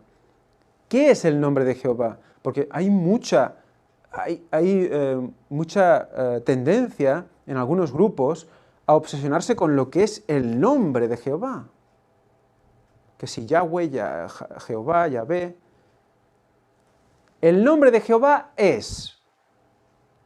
El nombre de Jehová es. ¿Qué es el nombre de Jehová? Es fuerte, misericordioso y piadoso, tardo para la ira y grande en misericordia y verdad, que perdona la iniquidad, la rebelión y el pecado. Todo eso representa el nombre de Jehová, porque claro, es que la mente y el espíritu, cuando decimos en su nombre, es el nombre de Jesús en mente y espíritu. Por lo tanto, ese nombre está como arrastrando todas las características de Dios, ¿verdad? Ese es el nombre de Jehová. Se dijo a la iglesia de Cristo, se la llamará Jehová, justicia nuestra. O sea, la iglesia, los que van a recibir el poder del Señor, la guía de Dios, los que van a abrir su corazón en oración, ellos son que Jehová, justicia nuestra. Jehová es nuestra justicia. Somos justificados en Cristo. Es el rasero al que nosotros nos sometemos. Este nombre se da a todo discípulo de Cristo. O sea, esos son los nombres. Este nombre es santificado por los ángeles del cielo y por los habitantes de los mundos sin pecado. Cuando oramos, santificado sea tu nombre, pedimos que lo sea en este mundo y en nosotros mismos. O sea, cuando decimos santificado sea tu nombre, es que nosotros, Jehová, justicia nuestra, que Dios nos ayude ¿a qué? A que no pisemos su nombre en nuestros actos, en nuestra manera de pensar, de ser, de vivir. Santificarlo, elevar su nombre, glorificarle a Él en nuestras vidas. Esa era la segunda frase, santificado sea tu nombre. Y fijaros, la tercera frase, venga tu reino. Tercera frase, venga tu reino. Pero el establecimiento completo del reino de su gloria no se producirá hasta que la segunda venida de Cristo a este mundo. Venga tu reino, que es la tercera frase, está simbolizando la segunda venida de Cristo. El reino y el dominio y la majestad de los reinos debajo del todo el cielo serán dados al pueblo de los santos del Altísimo. Heredarán el reino preparado para ellos desde la fundación del mundo. Daniel 7:27. Cristo asumirá entonces su gran poder y reinará. 3. Venga tu reino. Es que es impresionante. Lo pone en el tercer punto. Tercero, venga tu reino. Por lo tanto, que inicio del tercer milenio, si miráis la chuleta, el tercer milenio, ¿cuándo empieza? En el 2000. 2000 años después de su muerte, o sea, 2000 años después del punto inicial que le ponemos el año 31, 2000 años después, en el tercer milenio desde su muerte, por eso el 3 es tan importante, tan interesante, venga tu reino. Por lo tanto, ¿qué representa? Que viene. Viene en el tercer milenio. ¿Y por qué he puesto 3 también? 3000 años. ¿Qué pasaba 3000 años después de su muerte? 3031. ¿Qué pasaba? Después de ese milenio de paz que empieza en el 2031, que es el milenio de paz, milenio de juicio, bueno, también estaremos en paz, claro. Juicio en el cielo, ese milenio sabático, que representa ese sábado, ¿verdad? Milenial. Cuando acabe eso, entonces es cuando realmente el reino queda totalmente impuesto en la tierra. Se acaba el pecado, ¿no? O sea que el establecimiento completo del reino de su gloria empieza cuando vuelve y realmente se acaba de ratificar cuando todo el pecado queda destruido. Hay una recreación y reina para siempre, ¿verdad? 4. Sea hecha tu voluntad en la tierra como lo es en el cielo. Sea hecha tu voluntad en la tierra como lo es en el cielo. ¿Y qué nos decía Elena White? Sea hecha tu voluntad, como en el cielo, así también en la tierra. Si pide que el reino del mal, se pide que el reino del mal en este mundo termine, que el pecado sea destruido para siempre y que se establezca el reino de la justicia. Entonces, así como en el cielo, se cumplirá en la tierra todo su bondadoso beneplácito. O sea, ¿qué pasó en el cielo? ¿Qué hizo Dios? Echó a Satanás y sus ángeles. Se acabó el pecado en el cielo. Al orar, sea hecha tu voluntad, como en el cielo, así también en la tierra, ¿qué decimos? Que aquí pase lo mismo. ¿Y cuándo pasará que el pecado sea destruido para siempre? ¿Cuándo pasará? Desde el año 31, si contamos ¿qué? 1000, 2000, 3000, ¿qué hemos dicho? 3031, ¿verdad? 3000 años después de su muerte, que sería el primer año, el principio de ¿qué? Del cuarto milenio. 4. Sea hecha tu voluntad como en el cielo, así también en la tierra. 4. Cuarto milenio, el pecado se ha destruido para siempre. El pecado será destruido para siempre. O sea, fijaros cómo cada orden tiene una connotación interesante y cómo lo que explica Elena White va en profundidad explicándolo en el orden adecuado. Es muy interesante. Y vamos a ver más, porque dice, sea hecha tu voluntad como en el cielo, así también en la tierra, Mateo 6:10. Pero si vemos el otro texto que pone Juan, en Juan 6:38, que dice, porque he descendido del cielo, no para hacer mi voluntad. ¿Quién habla? Jesús, ¿verdad? Habla Jesús. Dice, no para hacer mi voluntad, sino la voluntad del que me envió. Por lo tanto, cuando Cristo vino, ya, ¿qué hizo? La voluntad de Dios, del Padre.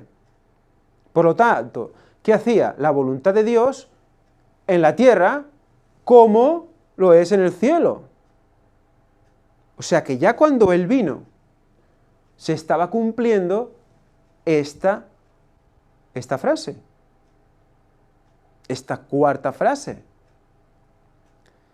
Pues, ¿cuándo vino Él? ¿Recordáis? Vamos a verlo. El Hijo se encarnó y venció al pecado en la tierra, ¿verdad? Como también fue el pecado vencido en el cielo, ¿cierto? A los 4000, otra vez, años desde la creación, nace y se encarna Jesús. ¿Recordáis que lo hemos visto antes?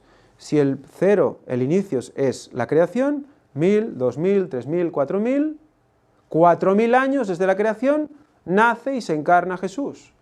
Pero es que 4000 años desde la entrada del pecado, o sea, 33 años y medio después de la creación, que es cuando peca Adán, y es cuando Cristo muere, también a los 33 años y medio, que es el año 31, o sea, a los 4000 años desde la entrada del pecado, Cristo inició el proceso por el cual el pecado iba a ser destruido para siempre, que es que morir en la cruz.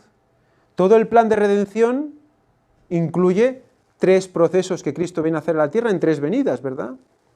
Cristo viene y muere por nosotros, vence al pecado, nos da acceso al trono de Dios en oración. Segunda venida, recoge a los suyos, se los lleva al cielo. Y tercera venida, instauración definitiva del reino de Dios en la tierra. Por lo tanto, empieza con su muerte. En el año 31 el pecado fue vencido en la cruz. En el 3031, 3000 años después, el inicio del cuarto milenio, desde su muerte, desde el año 31, el pecado será destruido para siempre. O sea que ese 4, que es, sea hecho tu voluntad como en el cielo, así también en la tierra, ese 4 está representando la primera venida a los 4000 años desde la entrada del pecado en la tierra, y también nos está recordando que en el cuarto milenio, el inicio del cuarto milenio después de su muerte, también se va a cumplir, como hemos visto que Ellen White nos lo recuerda, que al decir esta frase estamos diciendo que el pecado se ha destruido para siempre, y eso pasará en ese momento, después del milenio sabático, cuando la Nueva Jerusalén descienda y después de que Satanás y los impíos sean resucitados, bueno, los impíos sean resucitados, Satanás dirá que ha sido él que los ha resucitado, los enviará contra la Nueva Jerusalén y entonces serán destruidos por el fuego abrasador, el fuego eterno. Quinta frase, danos hoy el pan nuestro de cada día, la hemos visto hoy, ¿verdad? Recordemos, si somos de Cristo, todo es nuestro. Es impresionante, ¿verdad?, este concepto, lo hemos visto antes. Por ahora somos como hijos que aún no disfrutan de su herencia. Dios no nos confía nuestro precioso legado, no sea que Satanás nos engañe con sus artificios astutos, como engañó a la primera pareja del Edén.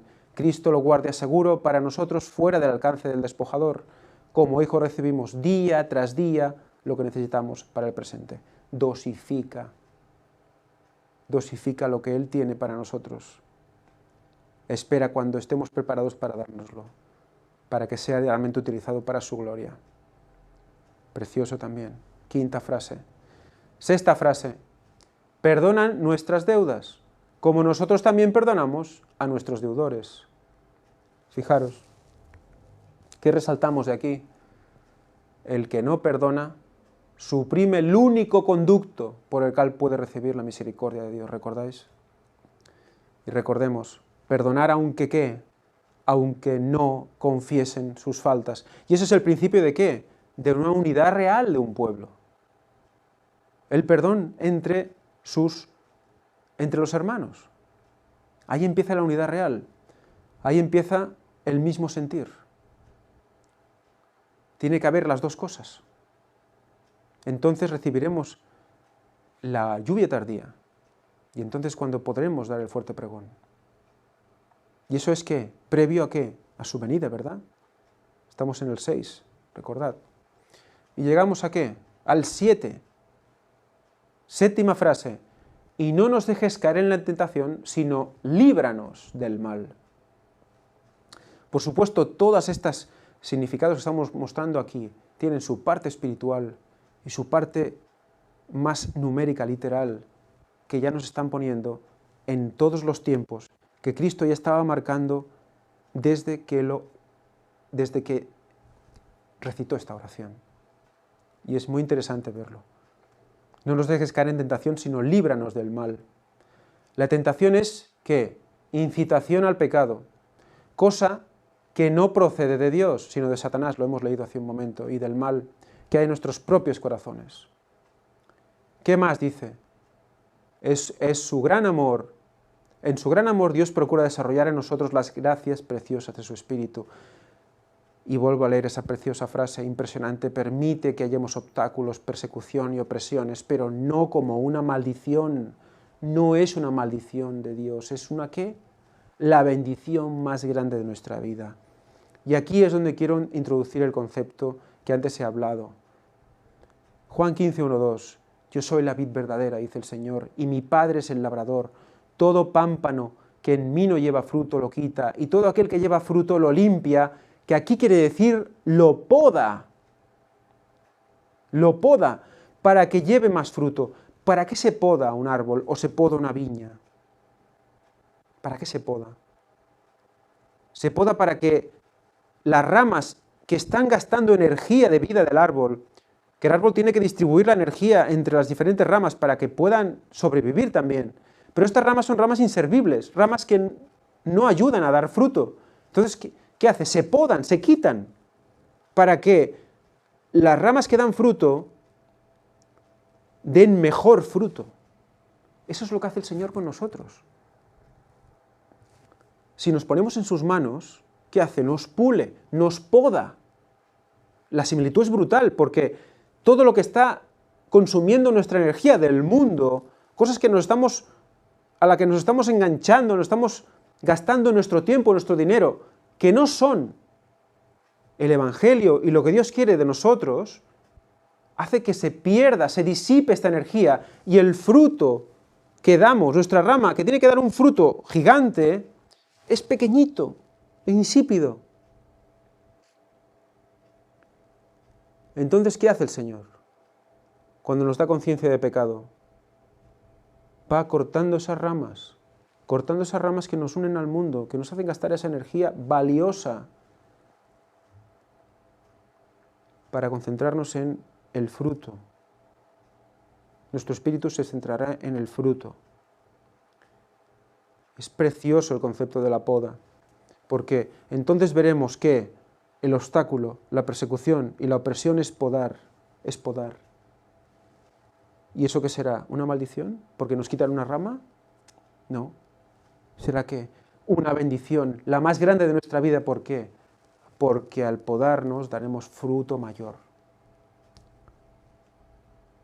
Eso tiene que cambiar el concepto de vida, tiene que cambiar nuestra visión de las cosas de una tacada. Y también he recordado aquí Juan 16, 20 al 22, para introducir un concepto que ya veremos, si Dios quiere, en otros temas. Dice: de cierto os digo, que vosotros lloraréis y os lamentaréis, y el mundo se alegrará. Vosotros os entristeceréis, pero vuestra tristeza se convertirá en gozo. La mujer, cuando da a luz, fijaros en este concepto, que os quede en el corazón, porque será un concepto muy interesante, del que vamos a sacar mucho. Hay mucho mensaje aquí. tiene dolor, porque ha llegado su hora, pero después que ha dado a luz un niño ya no se acuerda de la angustia por el gozo de que haya nacido un hombre en el mundo, un nuevo hombre. También vosotros ahora tenéis tristeza, pero os volveré a ver. Y se gozará vuestro corazón y nadie os quitará vuestro gozo. ¿De qué está hablando aquí? De esa segunda venida, os volveré a ver. Y esta tristeza, esta lucha que tenemos, esta poda que tenemos que asumir, es una lucha en definitiva también, ¿verdad? ¿Es para qué? Para ese gozo. No nos entristezcamos por las cosas del mundo, sino por las cosas de Dios. Es un concepto precioso. Porque fijaros cómo es nacer, y dice, cuando un nuevo hombre ha nacido. Cuando nace un hombre al mundo, es un hombre nuevo al mundo, ¿verdad? Fijaros a nivel espiritual qué concepto más interesante. Y como en el nacimiento ¿qué es lo que al romper agua sale primero? Agua y luego sangre también, ¿verdad? Lo dejo ahí, para que vosotros podáis ir asumiendo conceptos, pero hablaremos de esto más adelante, si Dios quiere, en otros temas. Y ya, por supuesto, 7 que tenemos. 7º milenio desde la caída de Adán. Viene a por los suyos. ¿Para qué? Librarnos de todo mal, como dice la frase, ¿verdad? Esa 7ª frase. Y luego además ese 7 lo podemos poner en 7.000 años desde la caída de Adán. O sea, cuando se cumple el 7º milenio sería que el año 6000. Y cuando acaba ese séptimo milenio, cuando empieza el 7º milenio es el año 6000, ¿verdad? Y cuando acaba en el año 6999 y luego empieza el 7000, el año 7000. Pues ese 7, que es 7000, desde la caída de Adán, todo mal es destruido para siempre. O sea que fijaros cómo en ese 7º milenio viene Jesús, viene por los suyos, en el año 6000, desde la caída de Adán, que es el inicio del 7º milenio, viene por los suyos, y a los 7000 años es cuando destruye a todos los impíos. Siempre hablamos desde la caída de Adán. Por lo tanto, en el año 3031. O sea, todo esto quizás, explicado y hablado, quizás puede liar a veces, pero si os ponéis la chuleta al lado y lo repasáis con tranquilidad, vais a ver cómo los números van cuadrando, cómo los significados van dándonos que había mucho más ahí escondido de lo que muchas veces hemos podido ver. Y que ahora vemos la Biblia de otra manera. Y vemos que todo estaba explicado allí constantemente. Y sobre todo en las palabras de Jesús. Hay mucha connotación en las palabras de Jesús al respecto. Y por último, la 8ª frase. Esa frase que yo no recordaba cuando aprendí el Padre Nuestro. Porque tuyo es el reino, el poder y la gloria por todos los siglos. Amén. ¿Por todos los siglos qué es? Por la eternidad, ¿verdad? ¿Qué nos decía Elena White al respecto? Decía, el poder y la gloria pertenecen a aquel cuyos grandes propósitos se irán cumpliendo sin impedimento hasta su consumación. Nada retrasa, nada adelanta, se irán cumpliendo tal cual hasta su consumación. Cuando toque, tocará. Ni retrasos ni adelantos en ese momento. Y recordemos que dijimos también, la ruina de Jerusalén será símbolo de la ruina final que abrumará al mundo. ¿Cuándo fue esa ruina en Jerusalén? 70 de la era común, ya lo hemos dicho antes, ¿no? 70, 7, 7º milenio, ¿qué implica? Segunda venida de Cristo. Pero es que también ese 7, como hemos visto hace unos segundos, nos lleva ¿qué? Al 7000. ¿Y el 7000 qué es? El principio del 8º milenio. Es el 8º milenio, ese año 7000. Si lo miráis en la chuleta. Por lo tanto, ¿qué? esa octava frase, que Elena White nos dice que nos hace referencia también a la ruina de Jerusalén, y que esa ruina de Jerusalén nos hace referencia ¿a qué? Al momento final, a la ruina final del mundo. También nos recuerda que esa tercera venida, la segunda venida por el 7 del séptimo milenio y la tercera venida por 7000, el octavo milenio.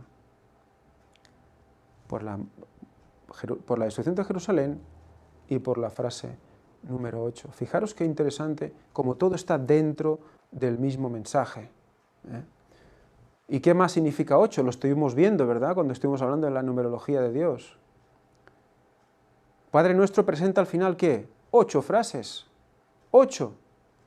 8, octavo milenio. El 8, el conjunto de las 8 frases que nos está diciendo. Que ya la eliminación definitiva del pecado, que esa oración ya es gloriando al Señor, tuyo el poder y la gloria, ¿por qué? Por todos los siglos. ¿Y el 8 qué significa? Pues curiosamente ese 8, que es un 8, ¿veis? Que es una manera de representar lo infinito constantemente, no se acaba ese 8. En la representación de infinito, si la buscáis, es que un 8, ¿verdad? Horizontal, pero es un 8 al final. Y representa infinito, eternidad. Por lo tanto, en ese octavo milenio, en esos 7000 años desde la transgresión de Adán, es cuando ¿qué? Los impíos y Satanás son quemados y empieza, y se consuma ¿qué? El reinado de Dios por los siglos de los siglos, amén, por toda la eternidad. O sea, es impresionante, creo. A mí personalmente me ha impresionado muchísimo todo lo que Jesús dijo en esa oración, cómo Elena White lo profundiza aún mucho más, y cómo ese orden y lo que Elena White dice nos lleva a ver también cómo ese orden en la explicación nos lleva a su primera venida, su segunda venida, su tercera venida y el fin de todo mal.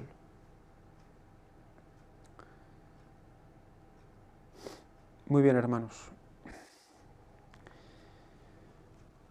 Pues vamos a ir finalizando y recordaros pues estos emails por si queréis testificar de vuestras propias oraciones o de cualquier experiencia que hayáis tenido con ella, con la oración, y para que sea de ayuda a todos aquellos que están empezando con ella o que no saben exactamente, que han tenido problemas o que quizás no se atreven a exponerlos, y que todo lo que podáis decir puede ayudar a estas personas.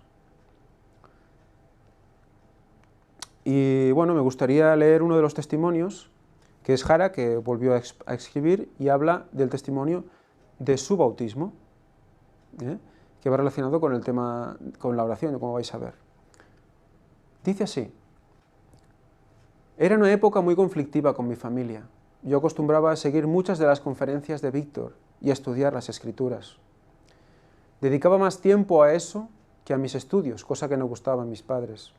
Y sé que mi modo de decirles las cosas no fue correcta. En esa época todavía tenía que aprender mucho, y aún, como todos. Decir que mi deseo era bautizarme y las circunstancias eran complicadas. Era invierno. Me convencí de la verdad de las Escrituras en verano, y quise ir a Girona en esa ocasión, pero no fue posible. Desde entonces oré a menudo, y esperé pacientemente hasta que Dios me abrió esa puerta. Fue en verano, 1 año y poco después de conocer el mensaje. El medio fue realmente sorprendente. ¿Cómo es posible que en la época donde mis padres más sentían odio hacia vosotros, accedieran a llevarme a Girona desde Córdoba en coche? Esto fue un milagro increíble. Me llené de alegría. Fue quizás la mejor experiencia hasta el momento desde que llevo en la fe. Doy gracias a Dios por mostrarme su poder. Esto me mostró que si permanecemos en Él, en su voluntad, tal como está en su palabra, aunque haya un infierno a nuestro alrededor y no veamos fruto, ni sintamos la bendición, Él nos ayudará en el momento oportuno. En el mundo tendréis aflicción, dijo nuestro Señor, pero confiad, yo he vencido al mundo. Esta es nuestra garantía, la victoria de Cristo. Un abrazo, Jara. Pues muchísimas gracias, Jara. por este precioso testimonio. La verdad es que no acostumbramos, tendríamos que hacerlo más. El hecho de que cuando tenemos una incertidumbre, algo que nos oprime, que nos impide hacer cosas, en vez de quedarnos con los brazos cruzados, pues tendríamos que orar y actuar. Y bueno, aquí nos has mostrado que Dios respondió, como siempre hace. Muy bien, pues ya acabando, recordaros la web oficial, donde podéis dejar vuestras peticiones de oración y también orar por lo que aquí se expone. Y hoy vamos a acabar de una manera especial. Voy a leeros Mateo 19, 14. Y haremos la oración para despedir este taller de hoy. Un taller que ha sido intenso, un poco largo y la verdad es que muy especial. A mí la verdad es que tenía muchas ganas de exponerlo porque me ha llenado grandemente. Me gustaría acabar leyendo Mateo 19, 14, porque todo esto que hemos expuesto creo que se resume muy bien en el carácter de las personas que aquí se exponen. Vamos a ver, Mateo 19, 14.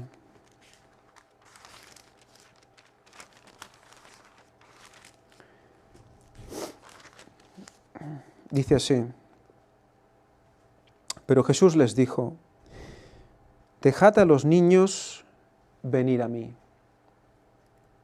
No les impidáis, porque de los que son como ellos es el reino de los cielos.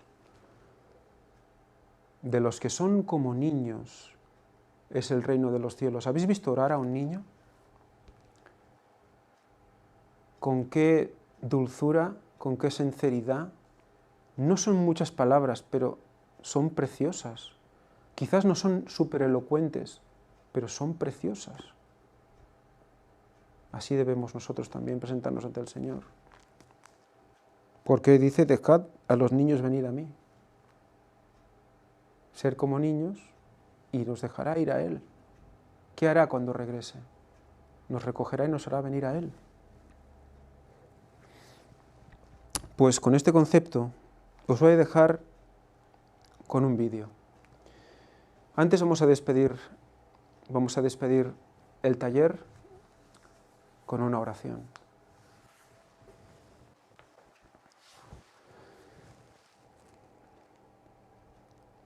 Padre nuestro que estás en los cielos, santificado sea tu nombre.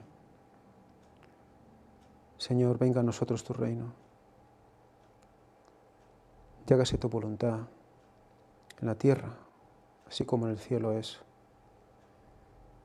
El pan nuestro de cada día, Señor, dánoslo hoy. Y perdona nuestras deudas, así como nosotros perdonamos a nuestros deudores. No nos dejes caer en la tentación, mas líbranos de todo mal. Porque tuyo es el reino, el poder y la gloria, por todos los siglos. Señor, gracias por esta oración preciosa. Gracias porque en ella pusiste todos los ingredientes. Y gracias porque nos va a servir para profundizar mucho más en la manera de relacionarnos contigo, Padre. Señor, te pedimos que toda esta información llegue al mayor número de personas posible. Todos aquellos que necesiten escuchar, que abran su corazón para recibirte en tu plenitud, Señor. Te damos gracias por lo que nos has mostrado hoy. Te pedimos, Señor, bendigas a todos los que están escuchando ahora. Me bendigas también y a todos los que en algún día pues podamos expresarles todo el poder que tú les puedes dar en sus espíritus. Esa paz que solo tú puedes dar. Señor, te pedimos perdón por todos nuestros pecados y te lo pedimos todo en el nombre santo y precioso de tu Hijo Jesucristo. Amén. Muy bien, pues como os he dicho, vamos a acabar con un vídeo. Cuando se acabe el vídeo cortaremos la emisión. Estar atentos porque es un testimonio especial. Espero que sea de vuestro agrado.